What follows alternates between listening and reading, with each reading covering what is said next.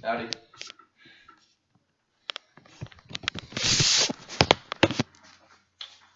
Alright. So, as a young boy, my parents had a waterbed for about 3 years. And it's probably one of the most comfortable things that I've ever slept on. And I'm sure y'all can relate to that as well. So, in 1833, there was a man by the name of Neil Arnott. He was a Scottish philosopher. He actually invented the waterbed, not for it to just be comfortable like most people use it today for, but for actually health reasons and stuff that would help the body while sleeping. He wasn't just some random guy. He actually had many talents, like a physician, a public health informer, author, and of course an inventor. Some of the background of Neil Arnott is he was homeschooled. He was born in 1788 at first, and then he was homeschooled by his mother until about 1801, where he then attended Marshall College, which was near his hometown. He was actually very interested in studying natural philosophy there, and he actually graduated with the study of medicine in 1805. In 1806, he started St. George's Hospital under a man in the name of Sir Everard Home. He worked there, or he was a student there for about a year, and then he got asked by Mr. Home to go work as a surgeon overseas the East Indies company services. So he went to set sail in 1807. During his voyage, he actually had many challenges, like he had to do, since he had a background in medicine and what he's been taught and stuff, he actually had to perform many physical and medical health problems that people had while on the ship on the way to China. He actually came back to London in 1811 after being overseas for 3 years and became a doctor and physician. And like I said, in 1833, Neil Arnott designed the first waterbed. Obviously, it was more than just something comfortable to sleep on.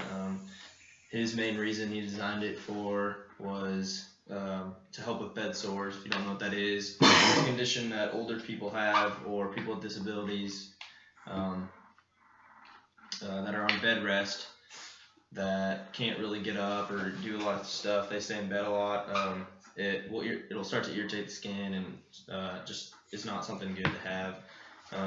The disadvantage of the waterbed and this was it wouldn't stay warm enough to actually cure bed sores, because the warm water was actually the source that would help prevent the bed sores.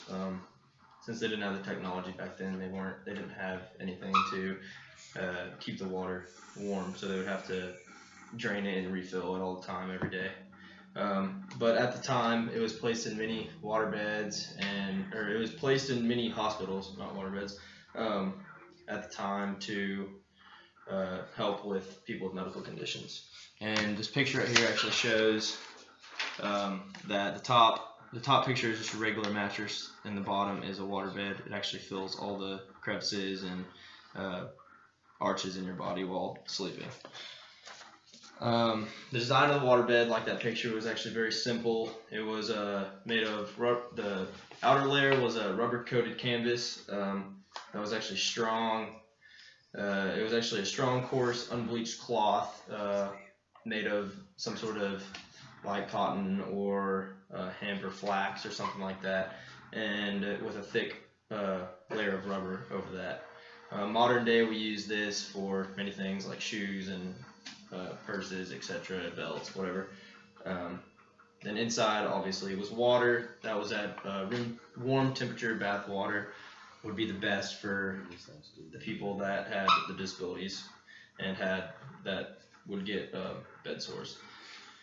Modern day waterbeds aren't as simple. They're actually made of a lot of different layers of stuff, and we actually have the technology to keep the water warm inside of them without having to drain it. As you can see, this was a very useful thing other than just being very comfortable. Many of y'all are probably thinking, well, why is he talking about waterbeds? Like, nobody cares really. But actually, as you can see, that it was actually something pretty interesting back in the day, and a lot of people started to use them, and they actually became very popular today. Even though this was strictly made for to prevent bed sores. It's actually been used today as just many reasons for just being comfortable, and a lot of people have them now in their homes. Stay warm while you're sleeping, etc. But my sources are BoydWaterbeds.com, HavochHeritage.org, HistoryHomes.com. The picture was from QDomus.com, and the others were waterbeds and futons.com. Thank you.